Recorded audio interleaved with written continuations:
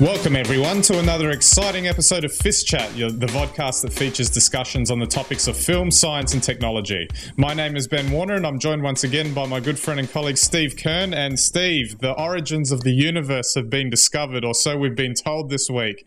Apparently so. Hello FiST Chat fans. Yes, we now know why we all have maths. Oh, well, I was dying to know that. But the thing that was interesting this week was just so much discussion that's been happening around it. But before we get into it, just want to go through a few little housekeeping bits as usual. Don't forget our website's www.fistchat.com. You can get all our links there.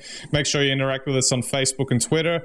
Love to hear from you. And also check out all our back episodes, YouTube, Vimeo, Digicosm TV. You can get us on iTunes, RSS audio, and check out our blogs and other material that we've got going. And we're going to only have more as time goes on, as you will see. All right, so as we alluded to, the Higgs-Boson, that elusive particle that was first suggested in the 60s, wasn't it? Yes, theorised as part of the standard model of physics. Yep. So, yes, it's. I'm not going to go there again. I mangled it last time, but let's just say that the Higgs boson is a particle that relates to the Higgs field, and that Higgs field is the entity in the universe in which we exist that gives us all mass, which we feel on Earth as weight. Absolutely. But what's the most significant thing that happened last week? And we're excited here because it was announced in my backyard here in Melbourne, as well as in Geneva, a joint press conference, as it was stated. A press conference including Comic Sans, would you believe? Wow. Oh, well, it doesn't get any better than that. But now scientists believe they actually have found this elusive particle. They haven't specifically and definitively stated that they've found it, but they've pretty much said, "Oh, well, we're pretty sure now that it's there," and which is an interesting thing, and it's just amazing that. There was so much discussion over the past week about what this all means, and why did they build that $10 billion circular thing under wherever it was, the Large Hadron Collider to do this. That's what this was for. But the interesting thing was that a lot of the commentary I heard was that the practical applications of this are not going to be seen for decades, and maybe that's why. And we just mentioned before we got started today that maybe that's the reason why it's a bit hard to explain why it's so significant. Ben, I'm all about forget the explanations, by these physicists. I didn't understand anything they said, right? Absolutely nothing. So I've gone for the Hollywood explanation, and if you check out my blog, because Ben and I both blog every week, people, make sure you read those FiST Chat blogs. If you check out my blog, I'll give you a Hollywood-style explanation, but basically picture a dude with pointy ears telling you that, the Higgs field creates mass, okay? And mass is the biggest impediment to space travel there is. So at the moment, for us to get to Mars, it's going to take us another 2 decades at least of testing to send a little sardine can full of 6 astronauts to Mars on an 8-month one-way mission.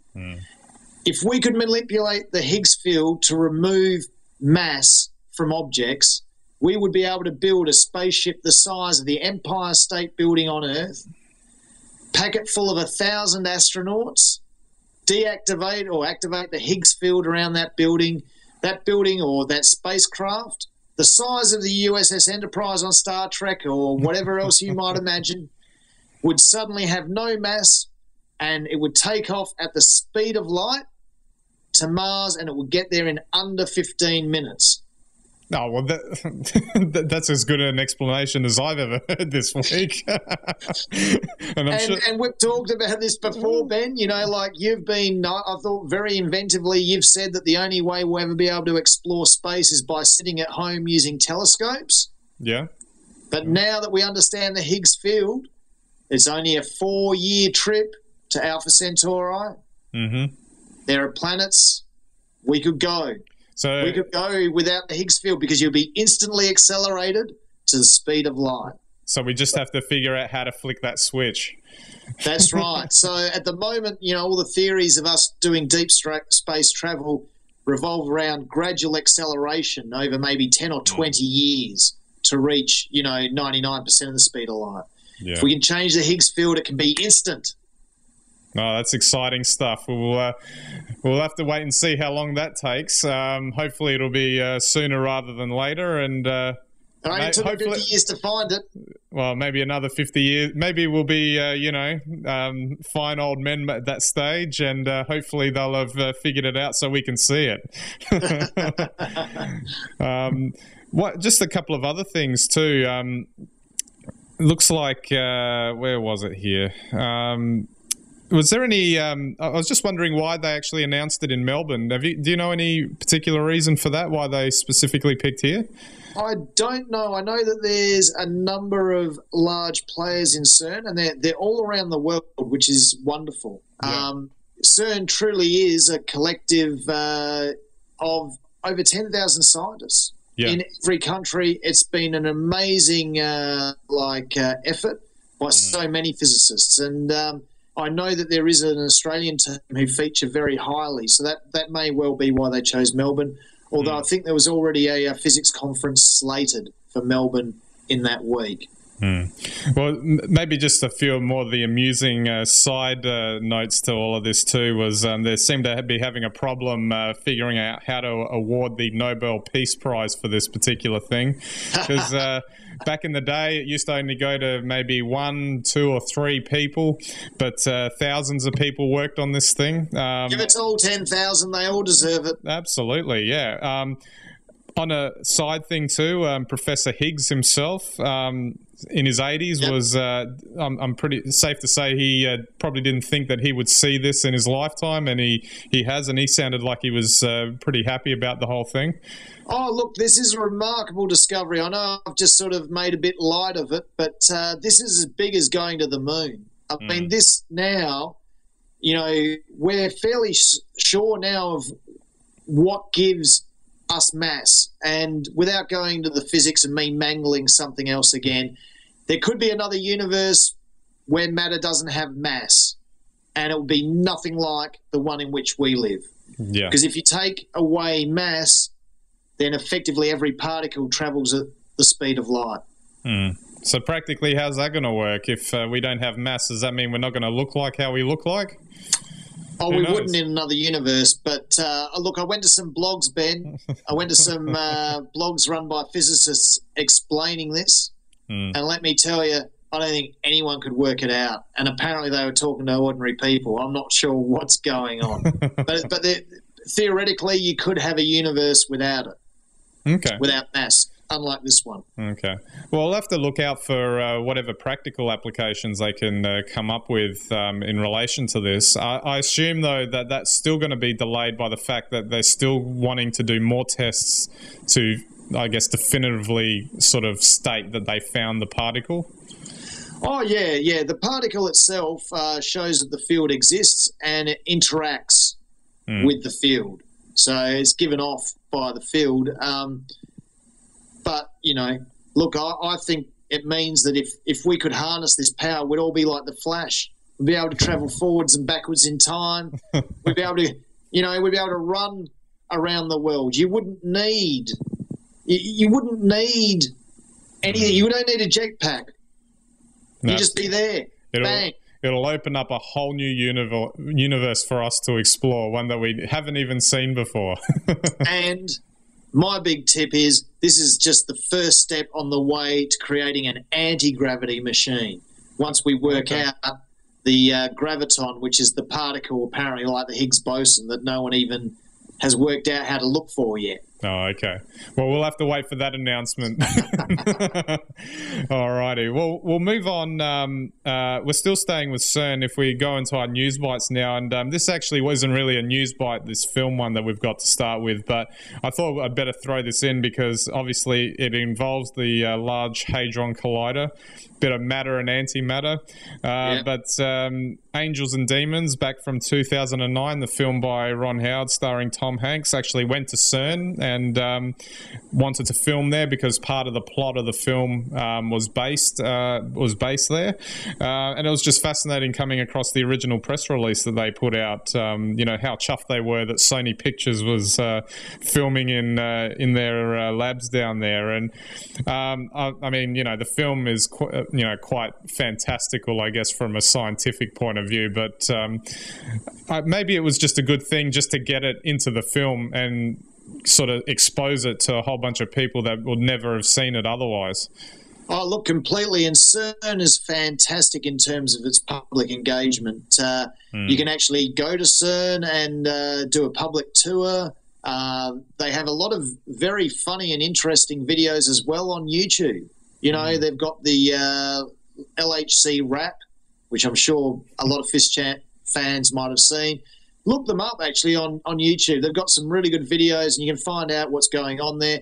They also explain what the Higgs-Boson is and everything else that ordinary folk like us just can't. And I'm sure there's a Higgs-Boson rap going online as we speak. It's probably on the way. Absolutely. Okay, we move on to our science news bite, and this was a little bit more concerning. Seems like, I guess this is Australia specific because that's what the story was, but seems like numbers of students coming through for that are studying science is dwindling a little bit in Australia, which is a little bit of a concern.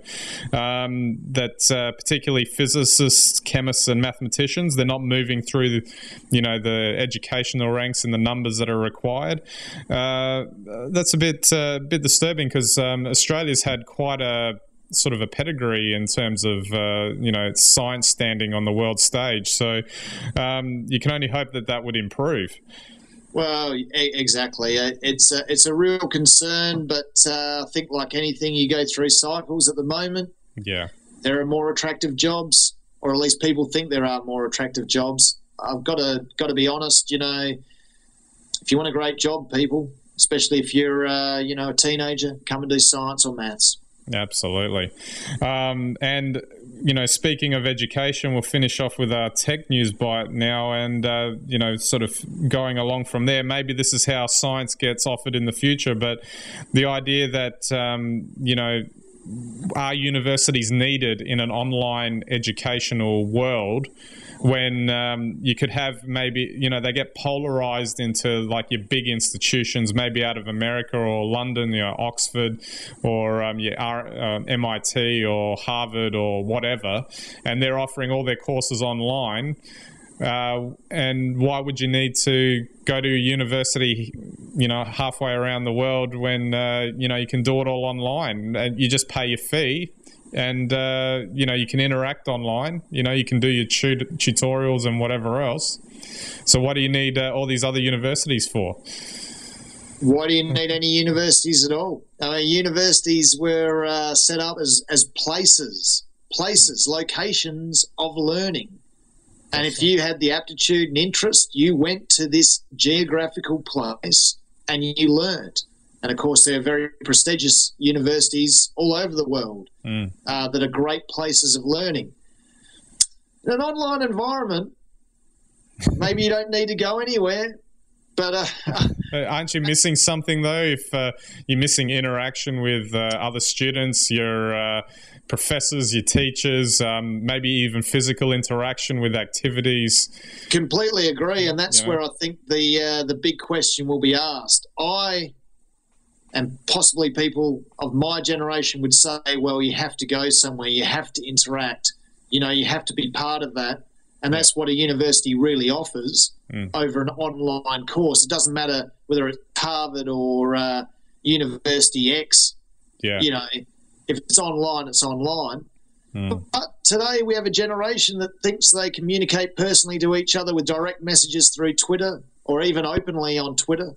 I mean, you know, to those people, geographic location doesn't matter. So why should a university? It's going to be a very interesting couple of generations ahead, Ben. Well, just, I mean, to put a cap on that, how exactly would something like the discovery of the Higgs-Boson work if all of those scientists grew up in an era where they never interacted with anyone? Good point. You know, Good point. You know, I mean, we said that there were a lot of people that worked on that thing. So, you know, anyway, that's probably something we can discuss at another time. But it's just too mind-bogglingly big, Ben. It's in fact, this education question's even bigger than the Higgs. Yeah, that's right. Rather than worry about the origins of the universe that were discovered last week, we should figure out how we should re-educate ourselves on how to interact with each other. That's just as important as anything we might learn. Absolutely. It's a scary thing. Absolutely. All right, Steve, we're out of time, so thanks again for the chat. No worries. And hello, everyone out there in FiST Chat land. Tweet us. Absolutely. So that's it for this week's episode, so we'll catch you next week.